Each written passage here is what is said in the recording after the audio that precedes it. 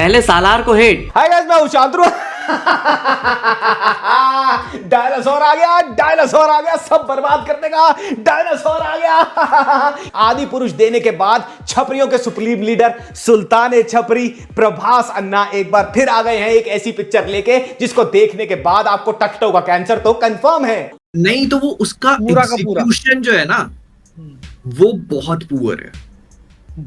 आप प्रभास की 4 बार एंट्री करवा रहे हो पिक्चर में।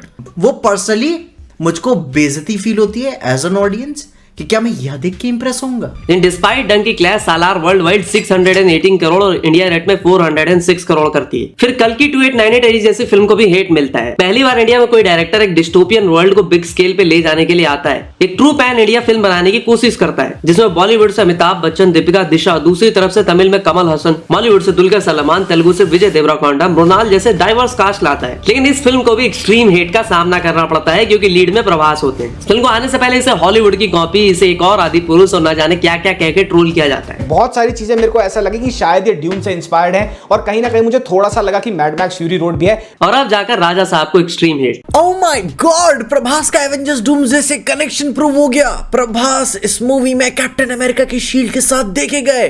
जहां अब तक की प्रभास के करियर की सबसे कंफ्यूज्ड मूवी दी राजा साहब का ट्रेलर 2.0 रिलीज हो चुका है and it's clear as day कि इन्हें पता नहीं कि अपनी इस मूवी के साथ किस डायरेक्शन में जाना है। लेकिन जहां ये लोग इतना एक्सट्रीम हेट फैलाने में लगे हैं, वही जब हमने अपनी ऑडियंस से राजा साहब के ट्रेलर के बारे में पूछा तो 1 लाख प्लस लोगों में से 63% लोगों ने इसे 5 स्टार रेट किया। और पता है अब द राजा साहब के प्रोड्यूसर ने खुद कहा है कि इस फिल्म के लिए जानबूझकर नेगेटिव कैंपेन की गई है और ये hate to be honest hate नहीं, प्रभास पे पर्सनल अटैक की तरह की जा रही है। मतलब एक इस तरह का प्लान्ड हेट जैसे कि प्रभास इनकी लुगाई ले भागा हो। और हाँ, ये नेगेटिविटी एंड हेट सिर्फ एक पेड कैंपेन नहीं है, बल्कि इस फिल्म को हेट करने के 3 और बड़े रीजन है जिसे जानकर आप भी शॉक्ड रह जाओगे। तो इन सब पे डिटेल में बात करेंगे। और वैसे भी आप लोगों ने इंस्टा डीएम करके कहा था कि भाई तुमने राजा साहब पे कोई भी वीडियो क्यों नहीं बनाई, इस तरह के एक्सट्रीम नेगेटिविटी के बीच तुमने कुछ क्यों नहीं कहा। तो आइए इस प्रभास को लेकर इस हेट की क्रोनोलॉजी को डिटेल में समझते हैं। तो देखो, फिल्म को लेकर के ये जो नेगेटिविटी की जा रही है पहले उस पर बात करते हैं, जिसको लेकर मार्केट में बात ये चल रही है कि प्रभास की फिल्म का major collection Hindi and Telugu belt से ही आता है। जैसे कि बाहुबली 2 ये प्रभास की सबसे बड़ी हिट फिल्म थी जिसने हिंदी बेल्ट से 511 करोड़ नेट किया था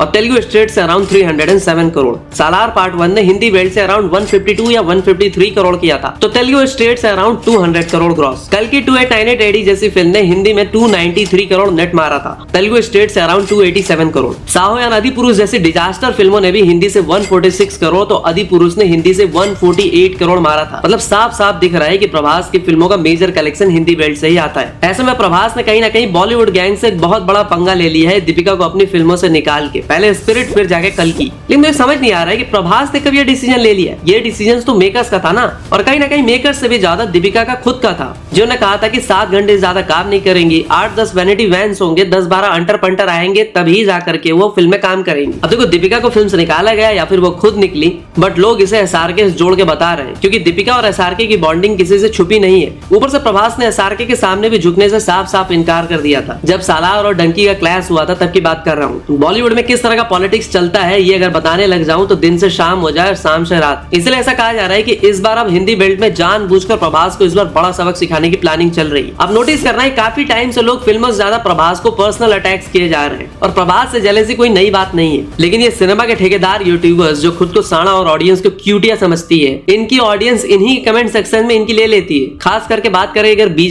पीजे भाई की, तो ये इस तरह से बोलते हैं, इनका टोन इतना एरोगेंट होता है जैसा लगता है कि भाई साहब का रोज नोलन, स्पिलबर्ग, कैमरून के साथ उठना बैठना है। It's a shame of a movie कि इसे जल्दी ही रिलीज हो जाना चाहिए था, उतना बेटर होता कि हमें इस एम्बैरेसमेंट को अब देखना पड़ रहा है। और ये एरोगेंस और टोन वाली बात सिर्फ मुझे ही नहीं, इनकी ऑडियंस को भी एग्जैक्टली यही फील हुआ। आज इन्हीं के कमेंट सेक्शन में खुद इनकी ऑडियंस इनकी गुद्दी लाल कर रही है। जैसा एक बंदा कहता है कि I am the one who is shocked with the review, not about the thoughts but the tone. दूसरा बंदा कहता है कि एसआरके बनाता तो ये मास्टरपीस कहता। एक बंदा कहता है कि I can definitely say now even if Raja Saab comes out incredible, this guy is going to review it negatively. साला चलता है मुझसे मजनू। मतलब पहले से ही माइंडसेट है कि फिल्म कैसी भी हो हमें तो हेट ही करना है। अब देखो, घमंड तो उस यूट्यूब क्रिएटर का भी नहीं टिका जिसने कभी सरकार गिराने की बात कही थी। तो आप किस खेत के गाजर और किस खेत की मूली हैं। और एक बात, अगर आप किसी के लिए उल्टा सीधा रिव्यू दे सकते हो, ऑडियंस को सालार जैसे फिल्म के लिए भड़का सकते हो और उसके 1 साल बाद थूक के चाट सकते हो, तो आपकी ये हिपोक्रेसी यानी कि सरल शब्दों में दोगलापना एक्सपोज करने के लिए भी लोग बैठे हैं। देखो, मैं मानता हूँ कि I am a kind of a fan of Prabhas, लेकिन अधिपुरुष जैसी फिल्म के हमने भी मजे लिए थे और ऐसी फिल्मों के मजे लेने भी चाहिए। लेकिन प्रभास की हर फिल्म को हेट देना या तो ये कहीं ना कहीं जाति दुश्मनी है या तो आपको नेगेटिव पीआर के लिए दबा के पैसे मिले, जैसे कि द राजा साहब के क्रिएटिव प्रोड्यूसर ने भी ये चीज क्लेम करा है। मोटा मोटा बोलूं तो इनको चाहिए नाडियाड वाला ट्रीटमेंट, जो नाम लेने से ही स्ट्राइक पेल दे। इमेजिन करो कि तुम्हें एक ऐसी वीडियो पे कॉपीराइट स्ट्राइक मिला है जहां पे सिर्फ तुमने अपना जेन्युइन ओपिनियन शेयर किया है, कुछ भी स्ट्रांग नहीं कहा।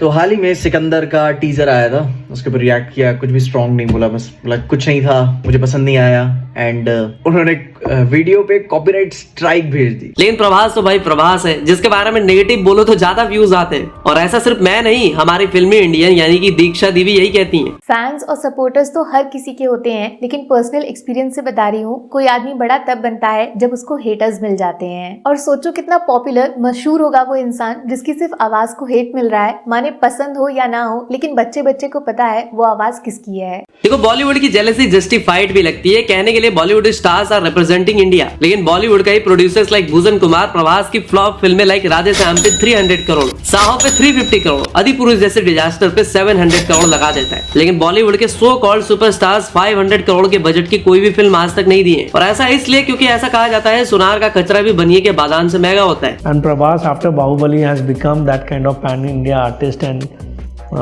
he works. Even Saho, which did that kind of business, but his lowest business was also a hit business of Hindi movies. और हाँ, एक और नफरती बिच्छू है ये आदमी शॉन द सीप। इस बंदे को प्रभास की फिल्मों से नहीं प्रभास से ही दिक्कत है। आप इसकी वीडियोस चेक कर लेना, कहीं भी पॉजिटिव या कंस्ट्रक्टिव क्रिटिसिज्म करते नजर आए तो बताना। गाली गलौज अजीब हरकतें करके ट्रोल करना इसका पेशा है। जैसा इसे कल की सालार के लिए कहा था, ये फिर से कहता है कि अरे पूरी की पूरी राजा साहब हॉलीवुड की कॉपी है भाई, हॉलीवुड की कॉपी। वैसे इस नफरती बिच्छू की दुकान ही इंटरनेट पे चलती है। और एक बात, जब भी कोई बड़ा सुपरस्टार एक्सपेरिमेंट करता है तो उसकी भी फिल्में थरान से फिसल जाती हैं। जैसे एसआरके की बात करें तो इनिशियली उन्होंने रोमांटिक फिल्में करी और सारी की सारी ब्लॉकबस्टर साबित हुई। तो जैसे ही उन्होंने आमिर खान की देखा देखी एक्सपेरिमेंटल फिल्में करनी चालू करी, स्वदेश जैसी कल्ट फिल्म बनाई, वो गंदी पिटी। इसके अलावा जब उन्होंने पहेली जैसी हॉरर के जॉनर में कदम रखा तो इतने बड़े स्टार की भी गांड फाड़ दी ऑडियंस ने। और जब उन्होंने इंडिया की पहली वीएफएक्स लोडेड फिल्म बनाई रावण, अगेन उन्हें ऑडियंस ने लिटा दिया। इसके अलावा भी एसआरके ने फैन एंड जीरो जैसी एक्सपेरिमेंटल फिल्में बनाई, दोनों ही गंदी पिटी। सलमान खान की बात करें तो सिर्फ एक बार उन्होंने अपने लार्जर देन लाइफ कैरेक्टर को छोड़ के ट्यूबलाइट जैसी एक स्ट्रॉन्ग थिंग वाली फिल्म बनाई, ऑडियंस ने उसे भी लिटा दिया। और ऐसा हर दूसरे स्टार के साथ होता है, इसलिए कोई भी बड़ा स्टार एक्सपेरिमेंटल फिल्में करने के बजाय टर्टल की तरह अपने शेल में रह के यानी कि अपने सेफ जोन में रह के ही सिर्फ और सिर्फ लार्जर देन लाइफ फिल्में करना ही प्रेफर करता है। वहीं दूसरी तरफ प्रभास जैसा बंदा अधिपुरुष जैसी भारत की धरोहर यानी कि रामायण बेस्ड फिल्म करता है, डिजास्टर हो जाती है दूसरी बात है। फिर साहो जैसी सस्पेंस थ्रिलर, राधे श्याम जैसी साइंस फिक्शन हिस्टोरिकल ड्रामा,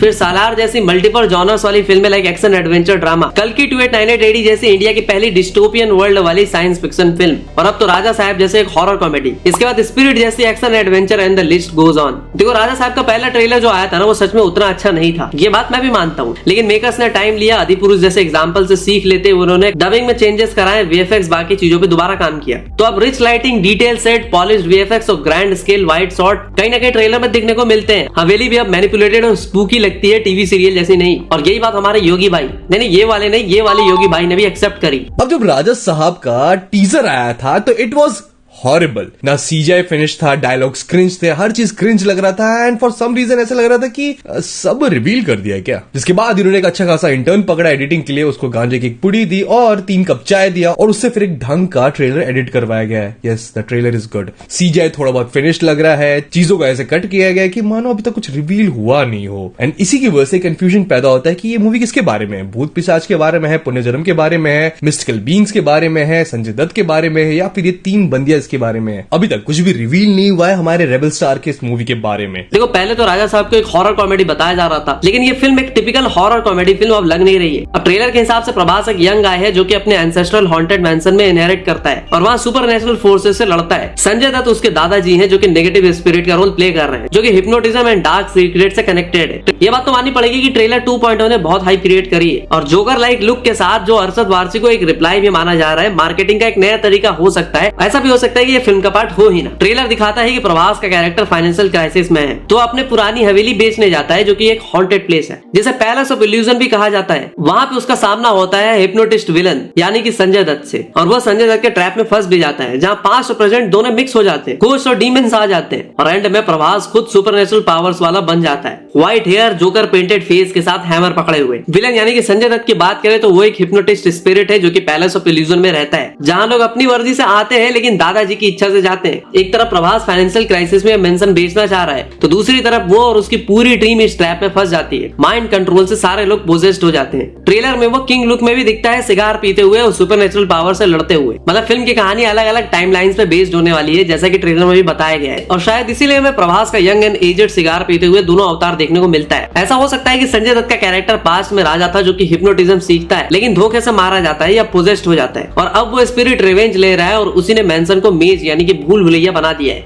वहां पे उसने हिडन चेम्बर्स बना दिए है, भूतों की बारात खड़ी कर दी है। ऐसा भी हो सकता है कि लास्ट में वो स्पिरिट प्रभास के बॉडी में एंटर करे। दूसरी बात यह है कि बोमन ईरानी जैसे कैरेक्टर्स उसके पपेट जैसे लगते हैं। कुछ बोलते हैं कि संजय दत्त रियल विलन नहीं है बल्कि कर्स्ड है और उस कर्स को उसका ग्रैंडसन ही तोड़ सकता है, लेकिन ट्रेलर डार्क ट्विस्ट देता है जहां वो अनबीटेबल फोर्स बन जाता है। द राजा साहब के लिए ऐसा कहा जा रहा है कि फिल्म डे 1 में 150 करोड़ से एंट्री ले सकती है, क्योंकि प्रभास की पिछली कुछ फिल्मों में डे 1 में स्टैगरिंग नंबर पोस्ट किए थे, जैसे कि कल्कि 2898 एडी ने डे 1 में 191.5 करोड़ मारा था, सालार ने 178 करोड़। वैसे आपको क्या लगता है कमेंट में बताना। और हाँ, इस वीडियो पे अगर कोई बैकलैश मिला तो ये तो टीजर है, इसके बाद होगा मौत का नंगा नाच। खैर मिलता हूँ अगली वीडियो में। वीडियो पसंद आई हो तो प्रसाद की तरह बांट देना। तब तक के लिए हर हर महादेव।